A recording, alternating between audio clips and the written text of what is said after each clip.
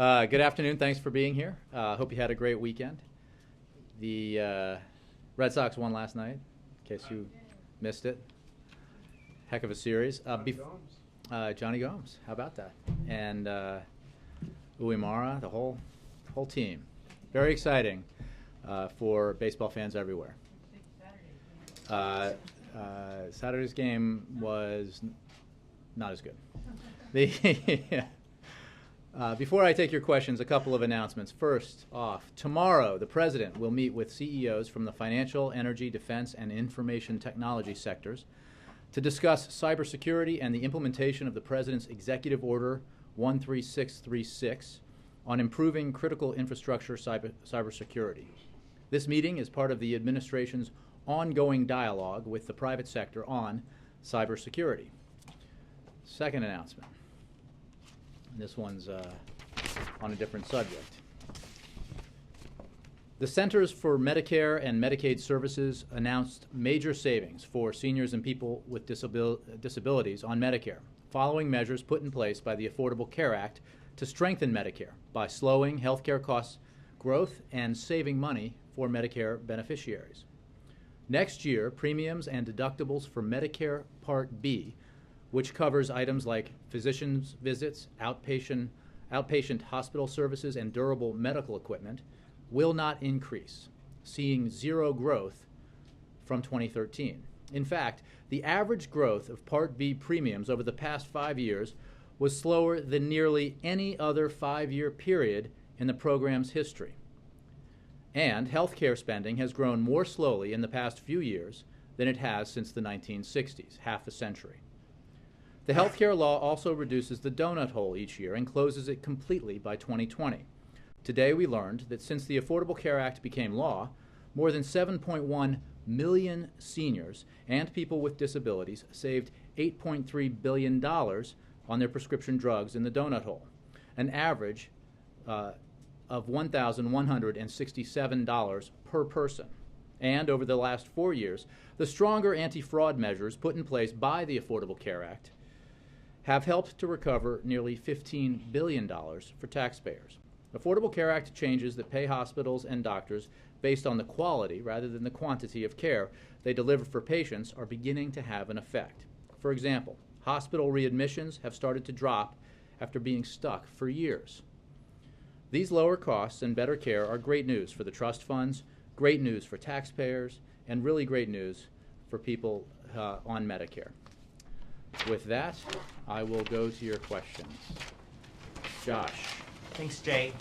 There's a report out from the Wall Street Journal that says that the president did not learn until this summer that the NSA had been tapping Angela Merkel's phone for years, as it had been with other world leaders. Was the president kept out of the loop about what the NSA was doing? Josh, what I can tell you is two things. First, that I'm not going to get into details of internal discussions, but the president clearly feels strongly about making sure that we are not just collecting information because we can, but because we should. And I noted the other day a readout from a phone call the president had with Chancellor Merkel made clear that we do not and will not monitor the chancellor's communications. More broadly, I think it is worth stepping back and looking at a couple of things. Today's world is highly interconnected, and the flow of large amounts of data is unprecedented.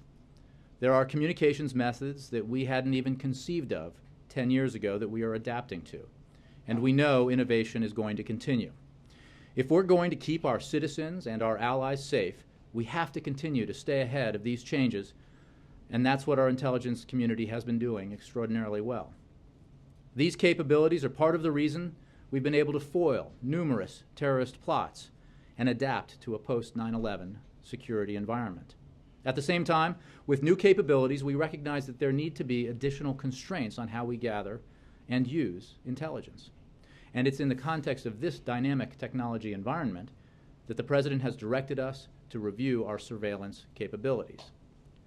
We've talked a little bit about this, and the President certainly has, but it's good in the context of some of the stories that we've seen of late to remember that the President called for a review earlier in this summer. This review is being led by the White House, and it includes agencies from across the government. There are also important efforts underway that will enable others to review how we strike the right balance, including the Review Group on Intelligence and Communications Technology and the Privacy and Civil Liberties Oversight Board.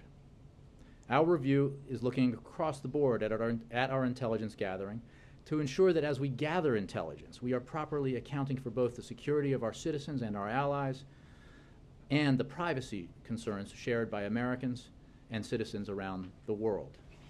We also need to ensure that our intelligence resources are most effectively supporting our foreign policy and national security objectives, that we are more effectively weighing the risks and rewards of our activities. And that includes ensuring that we are focused above all on threats to the American people. Once again, as you've heard the President say, we need to ensure that we are collecting information not just because we can, but because we should, because we need it for our security. So, again, I won't go on too long, but I think that it's important to contextualize some of these revelations, to look at what the administration is doing, to review our intelligence activities, and to look at how we balance the need for security in this completely transformed world that we live in because of the technology advances that have occurred, and then against, as I said earlier, the clear and real privacy concerns that Americans and people around the world share. You just mentioned that it's important for us to make sure that our intelligence gathering above all is about protecting American security, and you and the President in the past have talked about the NSA really being focused on things like terrorism, proliferation of WMDs. Mm-hmm. Can you assure our allies that the U.S. is not using the NSA's intelligence capabilities to promote American economic interests? We do not use our intelligence capabilities for that purpose. We use it for security purposes. First of all. And second of all, it's very important to recall, too, that we have extraordinarily strong and important intelligence and security relationships with our allies, and that those relationships are vital to help keep Americans safe, to help keep Americans safe abroad, and to help keep our allies safe. And that kind of relationship, those kinds of relationships are key to the security of this nation and of our allies. So again, we're conducting a review. We are mindful that some of these disclosures have caused tension in our relationships. We deal with those issues through diplomatic channels, and we are in direct communication with a number of countries on these matters. The President is very serious about, as you heard him say in August, about ensuring that this review take place, that we strike that balance, that we remember that our intelligence services and the people in them do extraordinary work to keep us safe every day, and that we're one attack away from assessments about what went wrong in our intelligence capabilities and collection. So we need to remember that the gathering occurs for a purpose, and that's why the review has to look at that issue that the President has identified, that just because we've made these extraordinary technological advances that give us greater capacities, we need to make sure that we're collecting intelligence in a way that advances our security needs, and that we don't just do it because we can. And Jay, on Saturday, Secretary Sebelius held up the Data Services Hub as an example of what was working well with healthcare.gov. On Sunday, the Data Hub crashed and took down the entire enrollment functionality with it. With new major technical problems continuing to emerge, how should Americans be confident that these problems will be fixed, as you said, by the end of November? Josh, as you know, Verizon Terramark successfully resolved the issue with the networking component overnight, and as of 7 a.m. Eastern Time this morning, the Data Services Hub was fully operational. The healthcare.gov technical team continued troubleshooting the issue with the online account creation process in the application, and has now opened the online application and enrollment tools back up to consumers. So this was the host for the site that had troubles that led to the site shutting down. It is now up and running again. But if there are new problems that are emerging separate from what we had already learned about in the first few weeks, doesn't that make it more likely that this all won't be able to be resolved in the timeline you've set forward? No, look, we have several teams, many teams of highly highly qualified experts who are addressing the identified and isolated problems that do exist and have existed with the website, and they are fixing them incrementally, as Jeff Zients and others have talked about. That work continues, and the improvements are happening every day. And the consumer experience on the website will continue to improve every day, incrementally, as those changes are made. More changes have taken place that make the website more efficient and effective for consumers as we speak. The separate issue of essentially the company that hosts the site having a trouble that caused it to shut down is not linked to the troubles that we are identifying and isolating and working on and fixing. So, we're glad to see that the site is up and running, that the issues have been resolved, and we're obviously continuing the work of making improvements to the site as we make it more apparent to Americans across the country that there are 4 ways for them to get information, 4 ways for them to sign up, and 4 ways for them to enroll, and that's in addition to online, by phone, in person, and by mail. So, this is work, as we've said, that comes about because the website from October 1st on has not functioned at the level that meets the President's standards, has not functioned at the level that would meet the Secretary's standards, and therefore we have taken all these efforts to make the necessary improvements so that we can improve this experience. What's important to remember, too, however, is that from day one, Americans have been able to get information, Americans have been able to sign up, and they have been able to enroll. Because in the end, this isn't about a website, it's about making sure that millions of Americans have access to affordable health insurance, many of them for the first time. Yes? Thank you, Jay. The report that Josh mentioned, citing officials, made it sound as if the program had been underway for a number of years, and that when the President learned about it, he ordered it stopped. Does the President continue to have full confidence in General Alexander to administer security? The President has full confidence in General Alexander and the leadership at the NSA and in the rank and file at the NSA, who do extraordinary work on behalf of every American citizen and on behalf of our allies and keeping them safe. The issues that are part of the review look at how we can better balance our security needs and the security needs of our allies against the real privacy concerns that we all share. And as I noted at the top, there has been extraordinary change, technological change, in the last 10, 20 years, but certainly in the last 10 or so years since 9/11 that has affected the whole world in the way that we transmit and gather information, and that has brought about changes in the way and developments in the way that we gather intelligence. It's obviously brought about changes in the way that those in the world who want to do harm to Americans and do harm to our allies operate.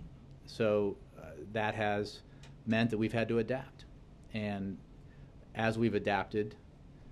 And as we adapt, we need to make sure, as the President is insisting, that we are keeping a balance that protects our security and takes into account our real privacy concerns.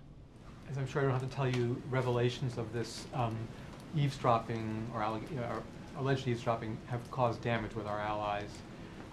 When would you expect the reviews that you've talked about to be done, and would you expect them to include any scaling back of monitoring of phone conversations by our friends?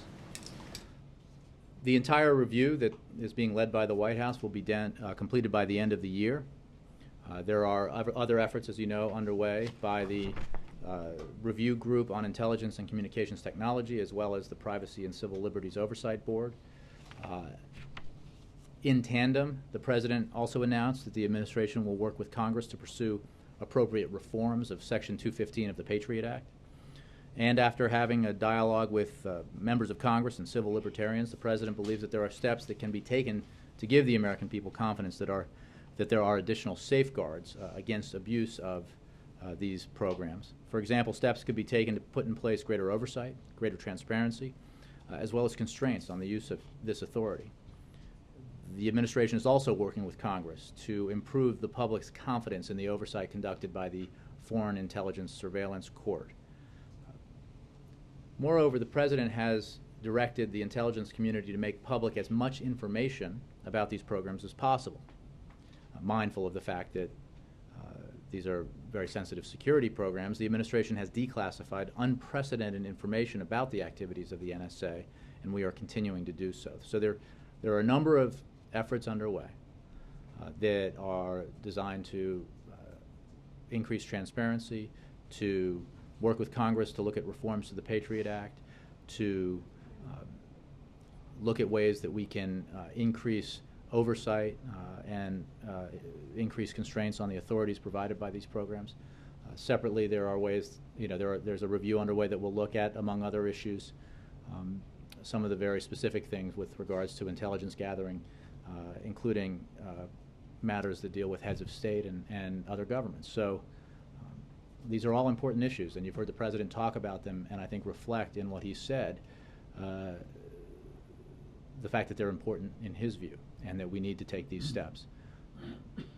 When it comes to the relationship that we have with various allies, this is obviously something that has been of concern, and we are working to address those concerns diplomatically through diplomatic channels and also in the way that we're talking about these issues now.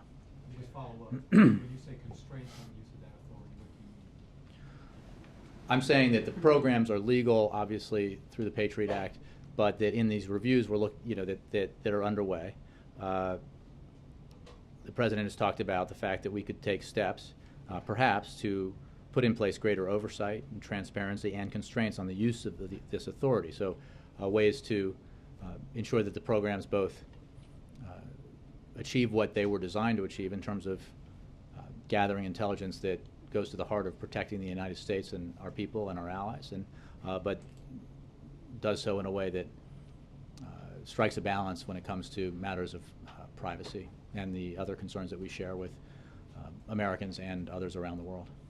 Jim? Jay, back in September in Stockholm, the President said, "I can give assurances to the publics in Europe and around the world that we're not going around snooping at people's emails or listening to their phone calls." Presumably that would include the German Chancellor. Is that statement still operative? Jim, what the President said was true, and what I can tell you is what I've just said when it comes to the questions about communications involving Chancellor Merkel, the fact that we do not and will not monitor those communications, and the broader fact that we are engaged in a review that will look at that issue and other issues through the lens of making sure that we are focused on using the tools available to us to gather intelligence that we need, not just gather intelligence because we can. Because earlier in the summer he was sort of making the distinction about U.S. persons. I think you're conflating a couple of programs when it comes to emails.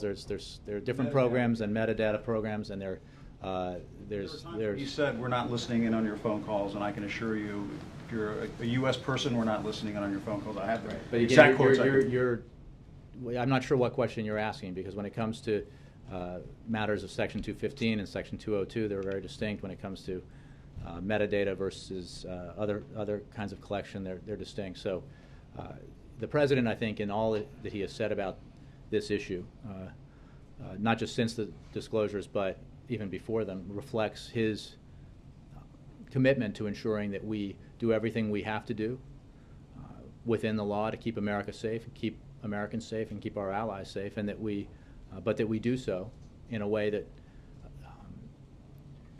reflects the need to find a balance and that recognizes this sincere security, rather privacy concerns that Americans have and that others have around the world. In the Wall Street Journal article that has been mentioned in this briefing, The main thrust of it is that the president was unaware that this kind of surveillance was going on of foreign leaders.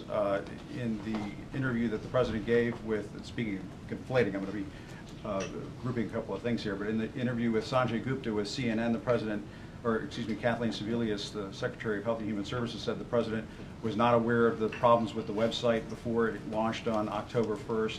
I mean, even back when the IRS was at issue back in May 13th, the targeting of political groups, the president at that time said he learned about that through news reports. Is there a concern in the White House, Jay, is there a concern in the administration that the president is being kept in the dark on some of these issues? And Well, he's only finding out about it. it's certainly true that you've conflated a bunch of very disparate issues. The fact of the matter is that the president believes that the work being done by our intelligence services is important, and that it is focused on, when it comes to the NSA, gathering foreign intelligence that is designed to help keep America safe and Americans safe, as well as our allies. The president has also initiated a review because he believes that we need to look at the fact that the world has changed so much in the last 10 years in terms of the technological innovations that we've seen and the way that we communicate and the way our enemies communicate, as well as the capacities and tools that we have available to us when it comes to gathering intelligence, and to basically run a review that looks at all of those issues and ensures two things. One, that our programs are designed to gather the intelligence that we need in order to protect ourselves and our allies, and that we are doing so mindful of the privacy concerns that we all share. So, but is the president learning about the full scope of, say, the surveillance issues? Obviously, it seems he's Jim, learning about the can I full just say, scope as of I the said at the top, Obamacare I'm not issues. going to get into individual reports about specific programs. There are several reviews underway. There's one that's being run by the White House, and when those reviews, and specifically the White House review, is complete, we will be able to share more information with you and provide a little more detail about the decisions that the president will make after the review is completed. And I can say that as this review has been undertaken, some decisions have been made, even as the review has been underway and not completed. And those decisions are being made because to improve our intelligence gathering operations in a way that is consistent with the balance the president believes is necessary to strike. Republican critics are making the case, though, that the president appears to be in the dark about some pretty significant stories that are swirling around this White House. Republican critics say a lot of things, Jim. John. Jay, let me try more broadly. Is it conceivable, is it believable that the president would not know about surveillance of a head of state of a close American ally? I mean, does that sound plausible to you? I like the effort at coming at this in a different way, and I mean, the Wall Street Journal probably doesn't appreciate the suggestion that their story is wrong, but I would say simply that we're not going to comment on specific activities reported in the press. We have made clear that the president spoke with Chancellor Merkel and assured her that we do not and will not collect intelligence on her communications. The whole operation, the intelligence gathering operation, is under review by the White House as well as by these other two bodies. And the purpose of those reviews is to look at what we do, to look at the tools and capabilities that we have, to look at how we go about the business of gathering intelligence in support of our security and in support of the security of our allies, and to then assess what we do versus the real privacy concerns that Americans and others share. There's no question that in the world that we live in, that the rapidity of change in our technological capabilities has, created possibilities when it comes to communications by those who would do us harm, as well as capabilities that we and others have when it comes to gathering intelligence that merit periodic review, so we can make sure that we're doing things in a way that reflects the balance the president seeks to strike. I'm trying to get at this question of what the president should know about or be informed about. Mhm. If U.S. intelligence is listening in on the phone calls of a close American ally, or if they had been doing such a thing, wouldn't the president expect to be made aware of that? Would that be something that he would want to know about, feel he should know about? I think you can say safely from what the president has said in recent months about some of these issues that he is keenly interested in reviewing what we do and in working with interested parties to ensure that we are doing it in a way that strikes a balance with the privacy concerns that Americans and others have. The other piece of this that is important to remember is that the work that's being done here saves lives and protects the United States and protects our allies and protects Americans stationed in very dangerous places around the world. So it should not be lost on anyone as we look at these issues, and they're real and the concerns are understandable and merit being taken seriously, that we remember the purpose of these institutions and these programs and the hard work that's done every day by those in the intelligence community who do this work on behalf of the American people. But when you say something like that, the question that gets asked is, how is it possible that listening in on the phone calls of a close American ally is saving lives? John, as much as I know you'd like me to respond to questions about specific reported operations, I'm simply not able to do that. What I can tell you is that the reviews that are underway are doing serious work. The White House review is going to be completed by the end of the year, and that even as that work is being done and that review is being conducted, some decisions have been made that reflect the President's desire to find that proper balance. Bill. So when you say that we don't Your do turn. it and we won't monitor, you're begging the question about, of course, whether we did. And when you say that we need to do this and it saves lives, you're still begging the question of, do we need to do it the way it's been reported that it's been done, and are we still doing it? Can't you come up with something better? Bill, what I can tell you is that I doubt there's little question in this room that, or in kitchens and living rooms across the country, that the work done by our intelligence community is done in order to keep the American people safe and to protect our allies and to protect our troops abroad. And that's important work indeed, and it is often work done without recognition necessarily because of the nature of the work, and noticed at times only when something terrible happens. So that's important. So I appreciate the stipulation.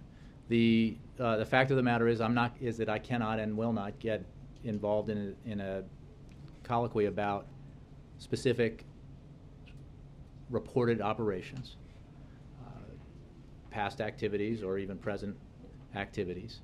These reviews are underway, and we are, as part of that process, endeavoring to make available more information about what the NSA does and about the programs that have been discussed a lot of late.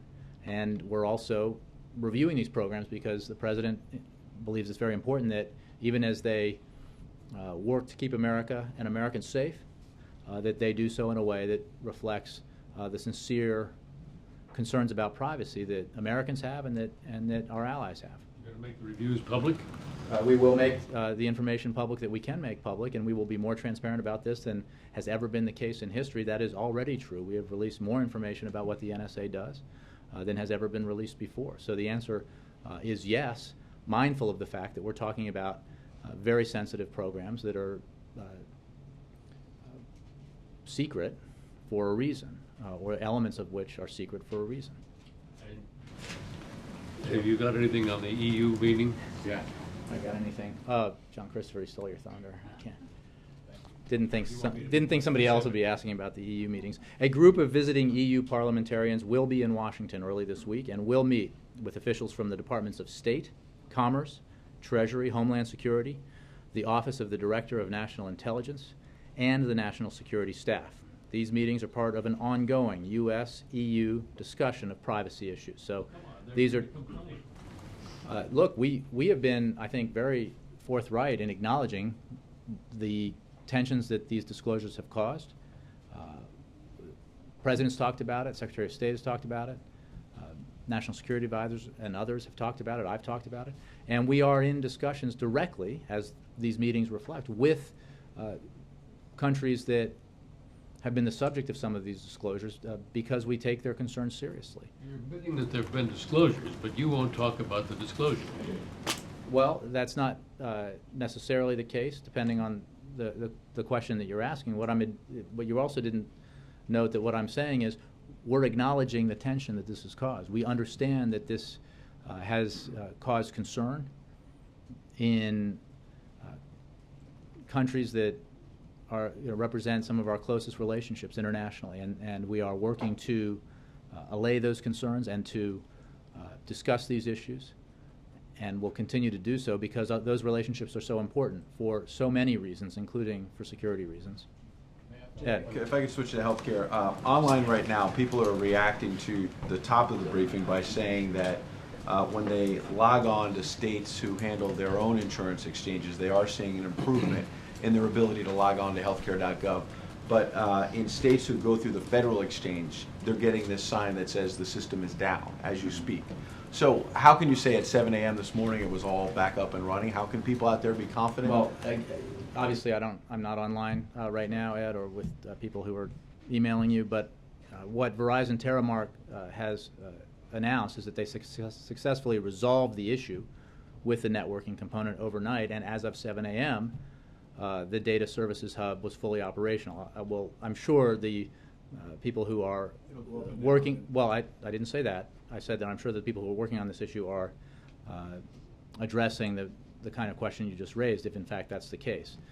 I think more broadly, we have acknowledged that healthcare.gov has not performed adequately, and the President is not happy about that. Secretary Sebelius is not happy about that, and that is why we have dedicated these focused resources to fixing the existing problems and getting that site operating at a level that will allow millions of Americans to have the kind of user experience they deserve and need to have online when they're shopping for affordable health insurance and enrolling in affordable health insurance plans. Because that is the purpose here. The purpose here is not to build the best possible website. The purpose of the website and the call-in centers and the in-person centers is to provide information to Americans about the health care choices available to them, health care choices that were not available prior to the passage of the Affordable Care Act. On your point, beyond the website, President, when he was trying to get the law passed, repeatedly said, if you currently have health insurance, you'll be able to keep your plan. This morning, David Axelrod was pressed on that point and said the majority, the vast majority, will get to keep their plans. He no longer works at the White House. From that podium, will you admit that when the President said, if you have a plan, you'll get to keep it, that was not true? Well, let's be clear. What the President said and what everybody said all along is that there are going to be changes brought about by the Affordable Care Act that create minimum standards of coverage, minimum services that every insurance plan has to provide, so that an individual shopping for insurance, when he or she purchases that insurance, knows that maternity care is covered, that preventive services are covered, that mental health services are covered, that the insurance policy you buy doesn't have an annual limit or a lifetime limit, that there are out-of-pocket expenses capped at a maximum level, both annually and for a lifetime. So it's true that there are existing health care plans on the individual market that don't meet those minimum standards and therefore do not qualify for the Affordable Care Act. There are some that can be grandfathered if people want to keep insurance that's substandard.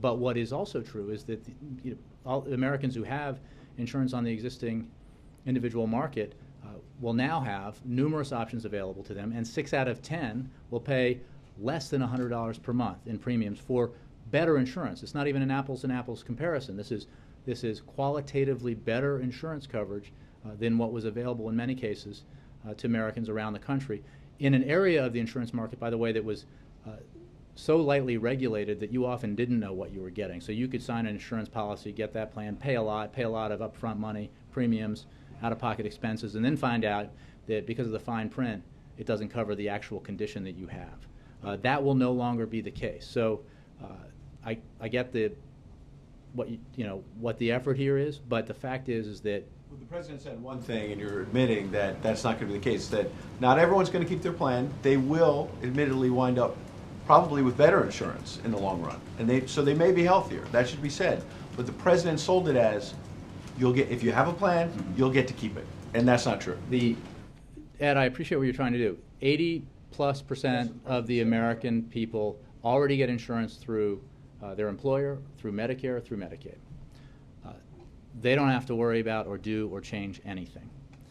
Those remaining individuals who do not have insurance at all now will have it available to them through, or don't have insurance at all or get it through the individual market, will now have insurance available to them through expanded Medicaid services in those states that have accepted the expanded Medicaid program, as well as through the healthcare marketplaces. And it's correct. I mean, I take your point. It's correct that substandard plans that don't provide minimum services, that have a lot of fine print that leaves the consumers in the lurch often because of annual caps or lifetime caps or carve-outs for some pre-existing conditions, those are no longer allowed because the Affordable Care Act is built on the premise that health care is not a privilege, it's a right, and there should be minimum standards for the plans available to Americans across the country. The last one, there was a woman on CBS this morning when you say it's substandard and now people will be, it'll be better for them from a cost standpoint. 56-year-old woman in Florida on CBS this morning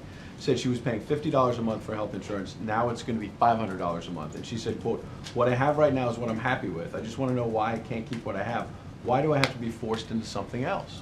What's your response to that woman? Again, individual cases, I cannot address. I don't know that woman's particular circumstance. What is true is that subsidies are available to individuals that are not necessarily reflected if they just look at premium prices. Remember, even before the Affordable Care Act was rolled out on October 1st, premiums were published that were the level set prior to what you would be paying if you received a subsidy, and nearly 50% of the people we're talking about here would qualify for a subsidy. Secondly, again, I don't know the individual experience, but the fact of the matter is millions of Americans are going to have available to them insurance coverage that they have never had, and quality insurance that they've never had. Insurance coverage that does not either contain within it caps on your on your annual expenses that you missed in the small print, or caps on your lifetime expenses, or that covers mental health services rather than refuses to cover it, or provides, doesn't charge women double, which has also often been the case, and provides maternity coverage as a basic element of even the lowest level plans under the Affordable Care Act. So, I think that we're going about the business of making sure that the information is available to millions of Americans across the country who have clearly expressed an interest in the fact that this coverage is available to them. And we're going to work day by day to improve access to that information through the online site and through the other means available to Americans, because this is so important that Americans have this insurance available to them. Yes? Jay, what percentage of individuals on the individual market will in fact lose their plan or have to change or find a new plan? For that kind of question, I encourage you to participate in the regular briefings held at CMS. Again, I think that insurance companies that have existing products that do not meet minimum standards obviously cannot, those products are not, they don't fit under the Affordable Care Act anymore. There's a minimum level of insurance coverage that is part of even the most basic plans under the Affordable Care Act. Those insurance companies, and I think you've seen some executives speak about this from the various insurance companies, are providing plans, similar plans with the additional coverage, basic coverage, but without the cap on lifetime expenses or annual expenses, without some of the other onerous aspects of plans in the individual market that are now available to those folks who want to have insurance through the same provider that they have. Otherwise, obviously, people can shop and find an even better deal, potentially, if they qualify for subsidies, or higher levels of coverage on a bronze, silver, gold, or platinum plan. So does the White House concede that there are winners and losers in this plan, including one individual we spoke to in North Carolina whose family, to keep the closest similar plan to the one they have now, will pay 430% more than their present plan? Again, I don't have like specifics from your networks. Peter, what I can tell you is that overwhelmingly, people are going to have affordable health care available to them that wasn't available before. And I understand that there are existing plans that are so bare bones. They don't provide adequate coverage. They may have enormous premiums. They may have carve-outs for pre-existing conditions. They may have lifetime and annual caps that their purchasers don't even know about until they get the bill. So it is not a fair comparison to compare those kinds of plans, which were part of the problem, to the basic level insurance that's provided under the Affordable Care Act. A couple questions given the NSA story right now. Is the president still using his BlackBerry? I have no change to announce in terms of the president's communications. So since he fought so hard to keep it when he became president in 2009, I guess I'm curious if there have been any changes made in terms of the precautions in place, the protections being taken right now to protect him from being surveilled by some other country. So you're asking me about security precautions taken to protect the president's communications from foreign surveillance. I'm not asking for his phone number. I'm just saying that you say the intelligence gathering process has changed over time, which has enabled us to keep up with it as we surveil foreign nations for information. So have we done things over the course of that time, adding precautions to protect the president's own phone? I would address that question to the Secret Service. Margaret. Thank you. Has President Obama ever signed a finding requesting surveillance of a foreign leader or otherwise tasked the intelligence community to provide intelligence on foreign communications? I have no information to provide about specific reported intelligence activities. I can recite some of the answers I gave to prior questions, but you probably don't want me to do that. I'll so keep going. I had a couple others. Thanks. I'll just save time. Has the president's PDF ever contained any information about those activities since President Obama took office? I think you mean PDB, and I think you mean a highly classified, sensitive document that and briefing that I won't. That might come in PDF form, but.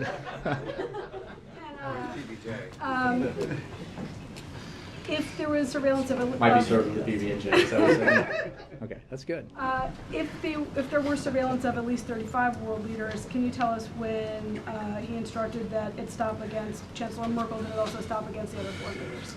Again, Margaret, I can speak to the specific issue of Germany and the Chancellor because of the conversation they had that I read out and the assurances the President made to Chancellor Merkel. But I don't have anything more for you on specific reports about intelligence activities with regards to heads of state or other matters.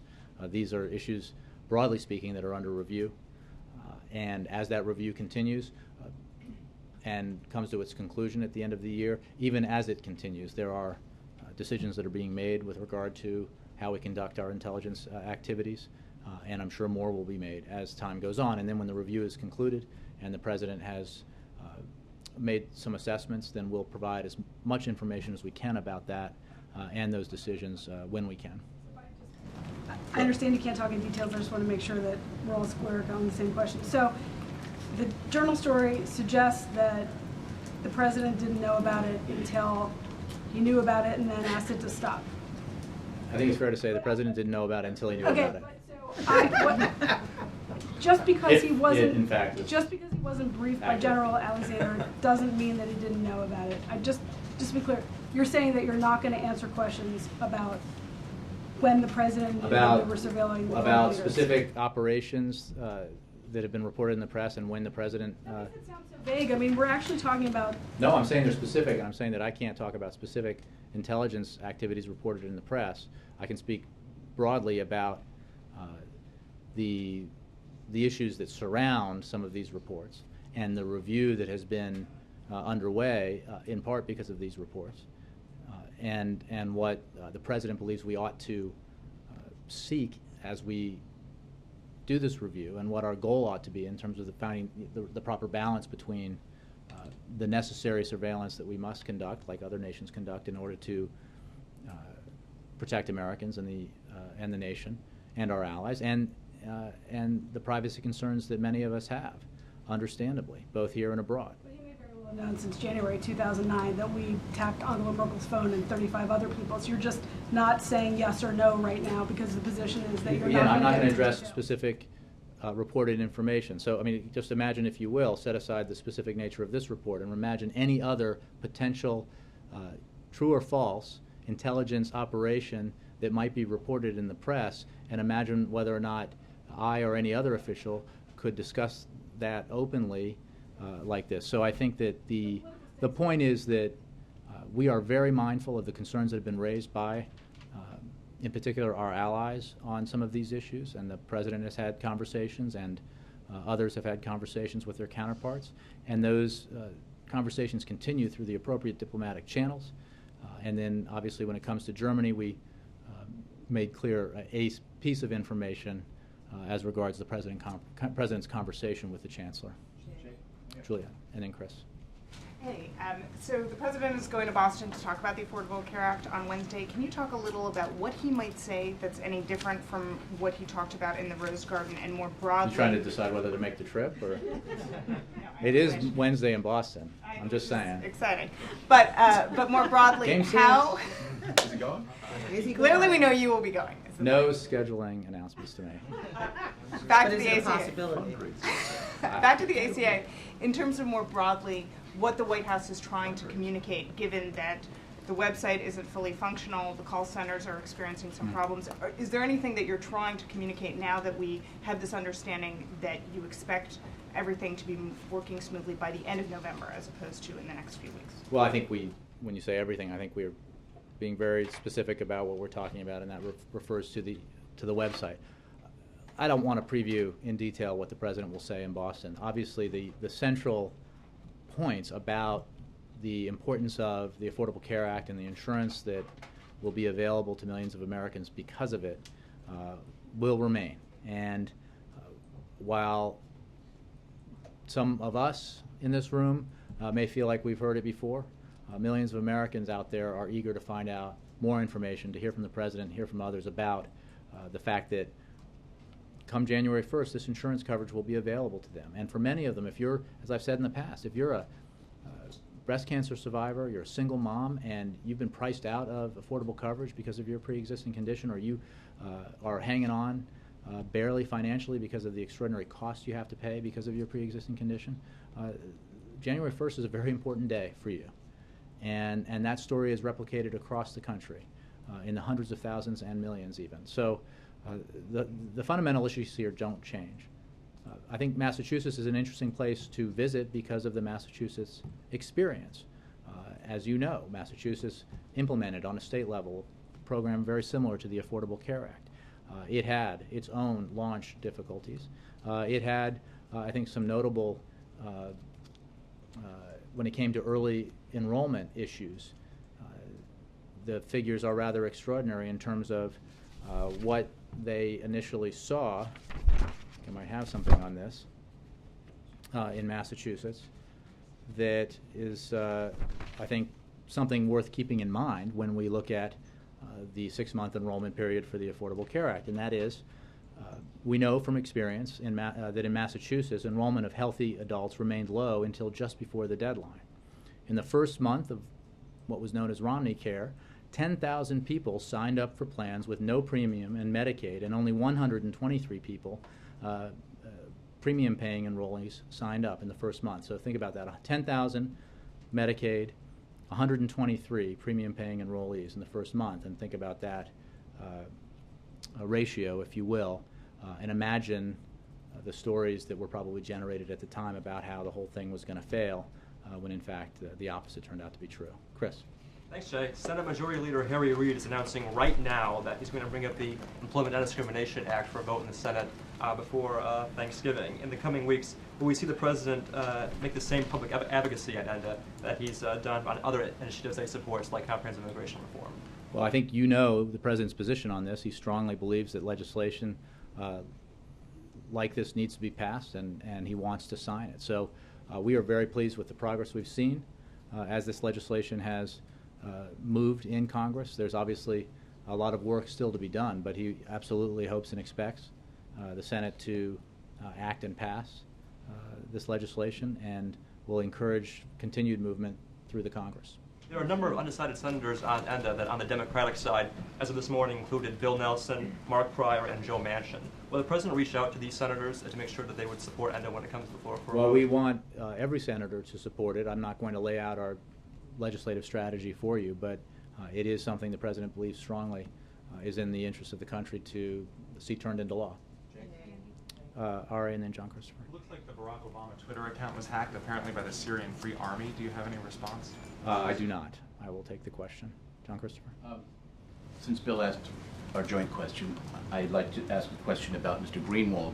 He seems to be holding on to all the documentation that Mr. Snowden has been passing on to him. Is this administration considering any actions against Mr. Greenwald?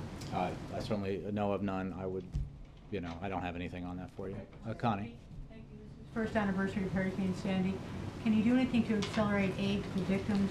And is there consideration of new building guidelines, especially in vulnerable areas?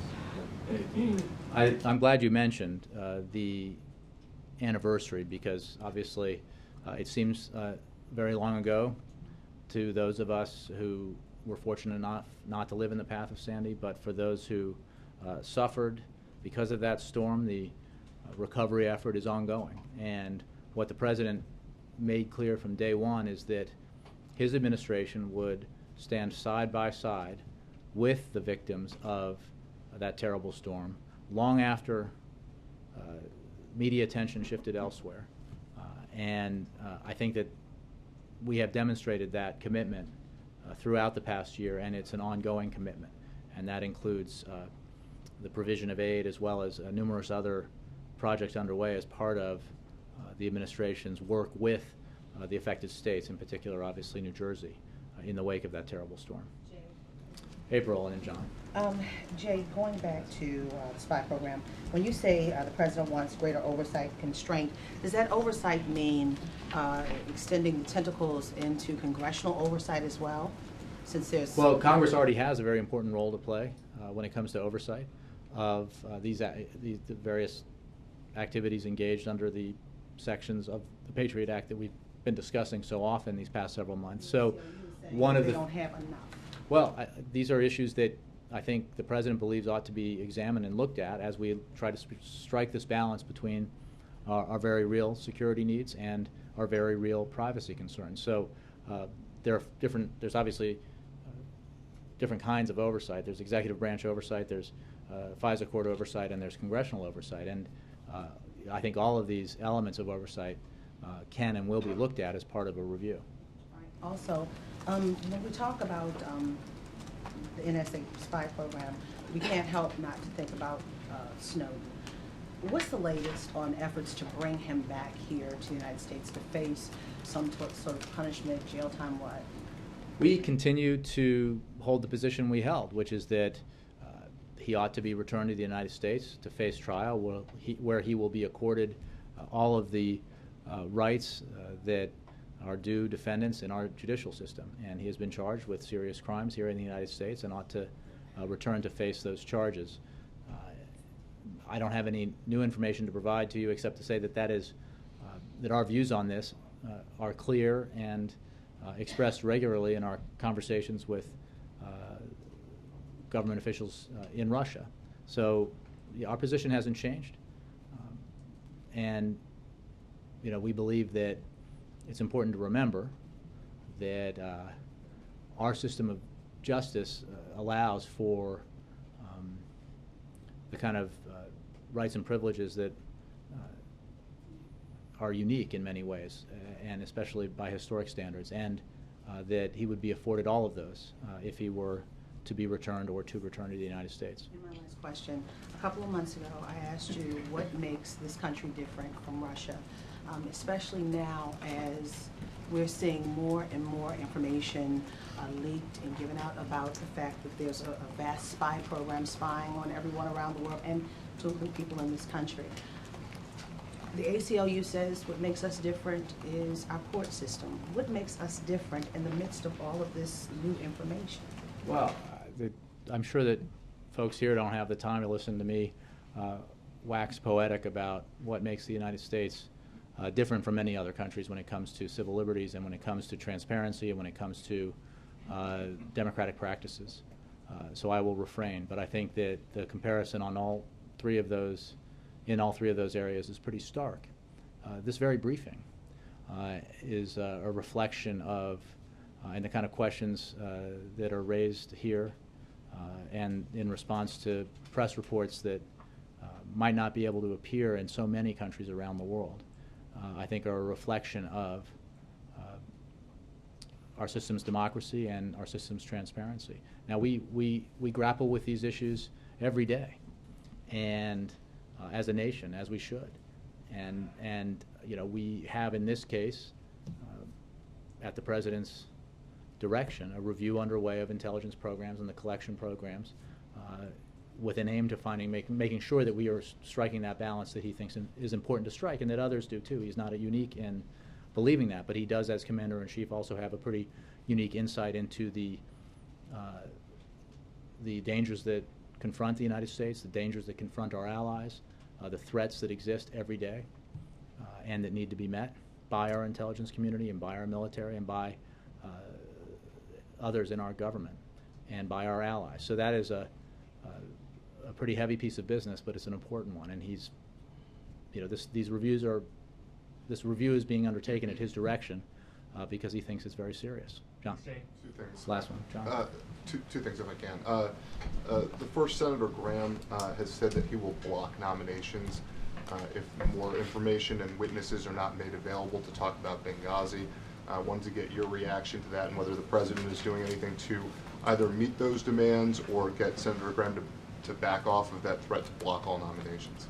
Well, on the issue of nominations, we obviously believe very strongly that the Senate needs to move expeditiously to consider and confirm the many qualified presidential nominees whose nominations are pending. When it comes to oversight and Benghazi, as you know, the administration has made extraordinary efforts to work with seven different congressional committees investigating what happened before, during, and after the Benghazi attacks. That includes testifying at 13 congressional hearings, participating in 40 staff briefings, and providing over 25,000 pages of documents. And just today, there are news accounts that I trust are accurate that the House Oversight and Government Reform Committee collected hours of testimony from State Department employees who were in Libya on the evening of the attacks. Again, that's today. The State Department has worked in good faith to meet the Hill's many requests, and they will continue to review legitimate incoming requests. But let's be clear that some Republicans are choosing to play politics with this for partisan purposes, and we find that unfortunate. What happened in Benghazi was a tragedy. It is absolutely the case that there was not adequate security for the 4 individuals who lost their lives, for the Americans who were there on the ground. And it was the task of the Accountability Review Board set up by Secretary Clinton, approved by the President, or with the President's approval, chaired by Ambassador Pickering and Admiral Mullen, to investigate issues, especially around security and the inadequacy of the security at the facilities in Benghazi, and to recommend steps that needed to be taken so that we can focus on the principal goal here, which is to ensure that adequate security is provided around the world where Americans are serving, often in harm's way.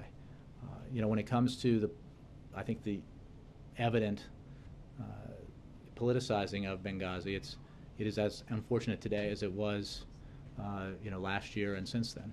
You said some Republicans are playing politics. Are you saying Senator Graham is? No, I'm not. I think that in general that has been the case. I'm not. I saw what Senator Graham said. I think it's unfortunate to hold up any nominee or any nomination process. And when it comes to doing so for this reason, I think I've noted the considerable cooperation that the administration has provided on these issues, including, again, if press reports are accurate, the fact that the House Government Oversight and Government Reform Committee collected hours of testimony from State Department employees who were in Libya on the evening of the attacks today. So that cooperation is ongoing. I know everybody around here has talked about working to fix the website rather than to fix blame, but should the American people expect that a person, a set of people, a contractor, someone will be held accountable for this failure to get the program moving as it was designed to? I think that you're right that we're focused now on fixing the problems on the website, making the whole structure function as efficiently as possible for the millions of Americans who clearly desire information about their insurance options and who clearly want to enroll in various insurance plans. You know, we're not going to Monday morning quarterback now. You know, there's obviously a lot of time ahead to look back at this process.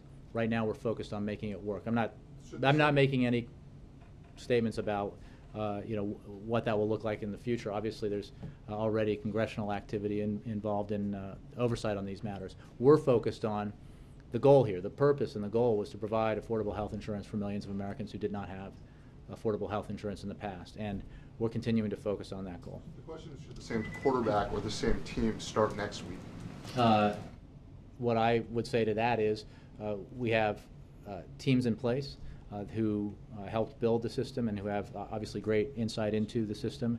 We have added extra eyes and brains to those teams in order to accelerate the process of fixing the problems, and we think that's the right approach because, again, if your goal is to make the website work for the American people, as opposed to finding you know, places to affix blame, then the approach we're taking is the right approach.